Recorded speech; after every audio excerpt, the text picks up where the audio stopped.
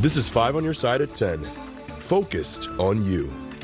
New tonight, Illinois State Police are investigating a road rage crash that left one person dead in rural Macoupin County. Thanks so much for joining us. I'm Kelly Jackson. The crash happened more than 24 hours ago along Fosterburg Road in Brighton Township. That's about 40 miles north of St. Louis. 5 on your side's Robert Townsend reports tonight Illinois State Police are still looking for the other driver.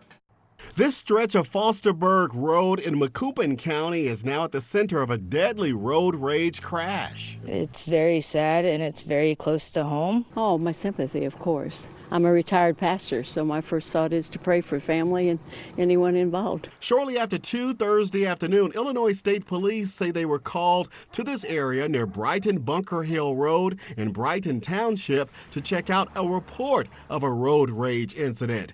Investigators went there and found a driver dead at the scene. Troopers closed Fosterburg Road for more than 5 hours as they tried to piece together the mysterious crash that happened down the road from Kayla Pirtle's home. There's a lot of speeding through here. There's sometimes you can't even make the car out because they drive so fast. You don't really see the road rage out here, not much. So at this point, Illinois State Police really haven't told us much about the investigation, including if the victim was a man or a woman. Now, Friday afternoon, we came down Fosterburg Road and saw this ISP officer talking to neighbors.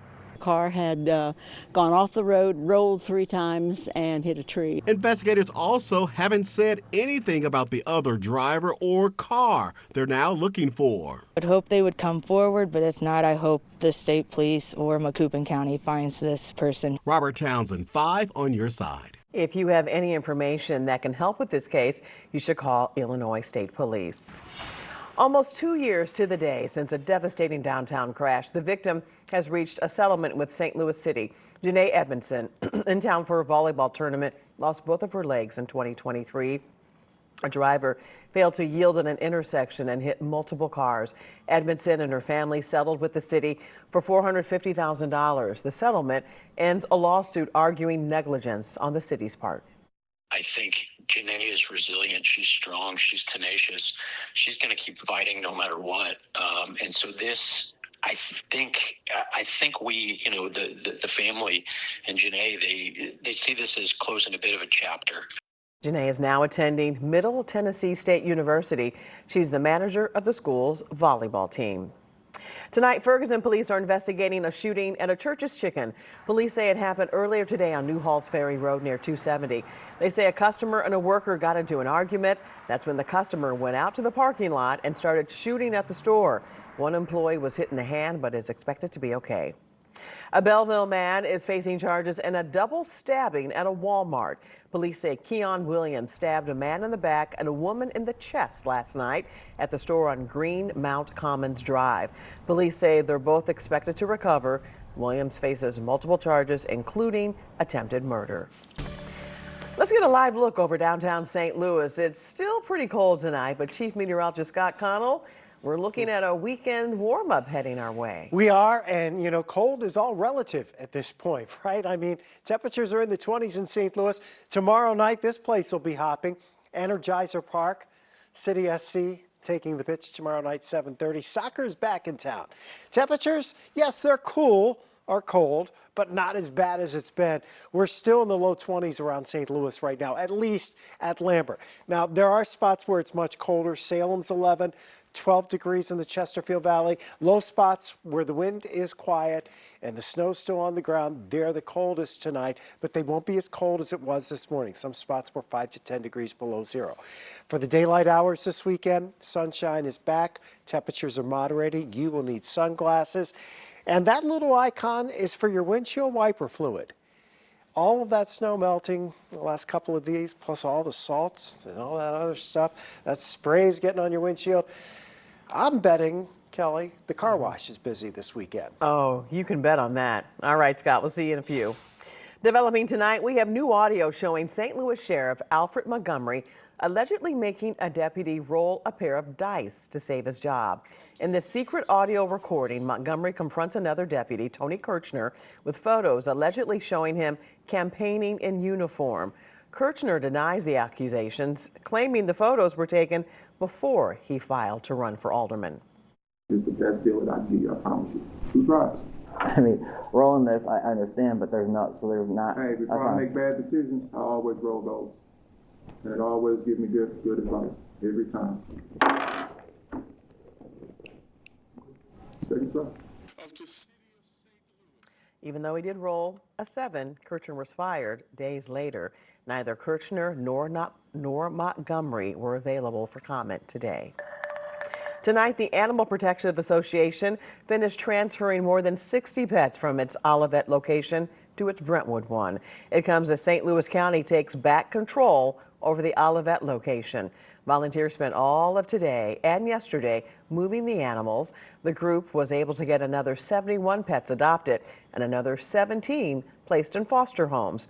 All adoption fees will be waived tomorrow and Sunday to help drive adoptions. Tonight, a North County 6-year-old is getting a whole lot of attention because of his creativity and ability to think like a boss. 5 on Your Side's Brent Solomon introduces us to the local first grader who has already developed his own business. Can you believe that, Kelly? You're about to meet little Richland in just a moment. We learned about this very mature guy from the Pattonville School District, which is honored to see the community recognizing him as Black history in the making. I sewed bucket hats. It's safe to say These are like all the hats left. this is no ordinary 6-year-old. We had different sizes. They have different looks. A lot of the teachers say, like, there's something about him, like he's gonna go far. Meet Richland McFadden, the inspiration behind what he calls Rich in Everything. It's a brand. And the brand is gaining traction. When we were thinking about what can we do to customize something, he thought about the hats. And we were like, oh, that's a good idea. Customers can pick from several patches. A cross. So I can design my hat any way I want it. Yeah. I get it. And then create their own fashion statement. This is what it'll look like if you like put it on. Richland is one of several young people featured on this billboard at Olive and Woodson in University City, highlighting young Black entrepreneurs. Although Rich would rather not have any of the spotlight. A picture of me up there is like embarrassing. I don't want like everyone knowing me. You don't like really having attention drawn to yourself. Yeah. I wanted to work with him about like just being more social because he does like the entrepreneur outlet, but I'm like, you have to be social. You have to want to connect with the people that you're selling to. Maybe that will come. Mostly have way more different colors. I see all the different colors already. Like, yeah, we have more. For now, Mom's just glad her 6-year-old seems to be on to something. He really takes to leadership, and so I want him to flourish and blossom in that element. Don't worry. We think this little guy will be just fine. If I put all of it together, it would that would be my business, so. Richland learned a lot of his skills from a group called Young Biz Kids, which teaches children about having a business plan, purchasing inventory, and conducting financial transactions. He sells his products at pop-up events all around town. Thanks, Brent. Coming up, a branding battle. A group of City SC fans fight for their title, the name game that could go all the way to court. In less than 24 hours, City SC will kick off its first game of the season at Energizer Park. But the team's biggest fans are starting the season in a legal battle. The St. Louligans discovered someone was selling bootleg merchandise with their name last season. The group then tried to trademark the name, but found out a Maryland Heights company had already trademarked the term Louligan and St. Louligans. The group's co-founder says he hopes the two sides can work something out. I think there could be a positive outcome for us. I really do. Again, we're a charity. We don't, we're not trying to make profits off stuff. We do have more budget conscious stuff to make sure that the money is going towards good things. The Trademark Trial and Appeal Board gave the St. Louligans until April 30th to appeal. Netflix is giving us a first look at their new documentary on the 2011 Joplin tornado. It was a monster, and it was catching up to us. Netflix dropped a trailer for the documentary yesterday. The destructive EF5 tornado killed over 150 people and injured more than 1,000. Survivors who graduated high school that day are the film's focus. The documentary is set to premiere on March 19th. Chief Meteorologist Scott Connell's here with the weather impact forecast. I know you remember that quite well, Scott. Oh, yes. Remember that day? And then I went down, drove through Joplin, that Friday after that happened. Yeah. And it's just something you just don't ever want to see. That's why we're always here whenever the weather's bad. Absolutely. So the weather's not going to take that kind of turn anytime soon. Probably is going to be a severe weather season that may be one to remember, but at least for the next couple of weeks, that's not the case. We're smoothing things out. If you got a flight tomorrow out of Lambert, you should be in pretty good shape. Hopefully you're going somewhere warm. 22 in Creve Coeur, 18 in Wildwood.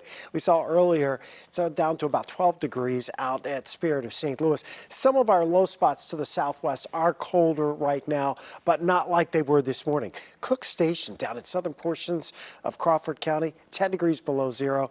Vichirala Airport was 9 below. Union was 7 below. Hillsborough was 7 below. So was DeSoto. Farmington and Berger 8 below. This was north of Rolla. Jamie shared this picture on our 5 on Your Side Weather Watchers group.